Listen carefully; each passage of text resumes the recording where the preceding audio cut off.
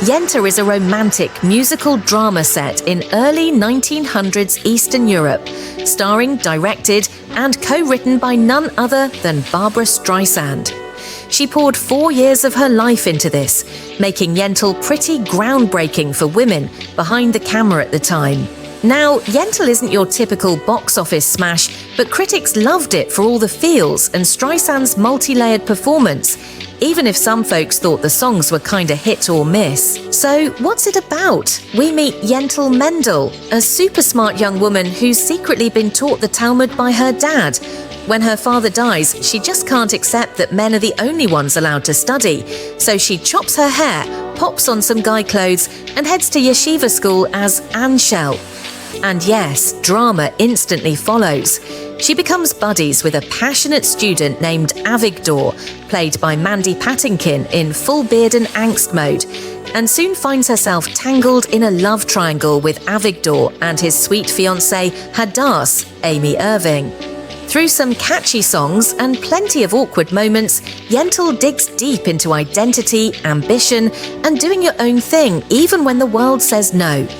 It's got bits of Shakespearean comedy, there's cross-dressing, big secrets, but also feels super authentic with all the Jewish cultural details, cranky rabbis, lively debates, the whole deal. Now let's talk cast. Streisand goes all in as Yentl Anshel. She was 41, but pulls off playing a teen by ditching the glam, snipping her hair short, and just acting her heart out. Roger Ebert even said she looked 17. Pretty impressive. Her singing is obviously a highlight, especially on those emotional solo numbers.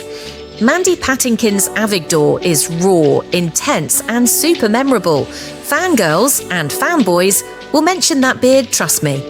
Amy Irving is great too, playing Hadass with just the right mix of innocence and curiosity, especially in the little moments where she kinda wonders if she's got a crush on Anshel.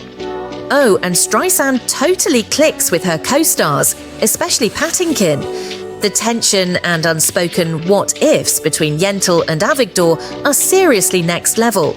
And nowadays, people pick up on all the queer undertones that make the movie feel ahead of its time. Behind the scenes, this was Streisand's passion project. It's based on the short story Yentl the Yeshiva Boy by Bashevis Singer. She originally tried to get it made as a Broadway play, then convinced a studio to let her star, eventually self-funding a big chunk herself. They shot in Czechoslovakia and London, and the period sets really nail that old-world vibe. The music? Michel Legrand wrote the score, with lyrics by Alan and Marilyn Bergman. Classic 80s lushness, all sung by Streisand herself. Papa, can you hear me? And A Piece of Sky are the showstoppers, if you want to check them out. Critics were kinda split when it came out. Roger Ebert loved it, New York Times was less impressed, and on Rotten Tomatoes it sits around 69%. Fans still appreciate the warmth, the gender bending, and, yep, the hilarious little moments. Recent viewers on Reddit have even called the love scenes funny from a modern perspective. Financially, it did all right for a musical, making just under $40 million in the US, and even took home 2 Oscars, Best Score and Best Original Song. Plus, Streisand made history as the first woman to direct, produce, write and star in a major studio flick. Over the years, Yentl has become a bit of a cult favourite, inspiring all kinds of later films and musicals with strong, complicated female leads and queer vibes. It's definitely not perfect, but it's warm, heartfelt, and a little bit defiant, just like Yentl. Want more 80s movie nostalgia? Subscribe to Movies of the 80s.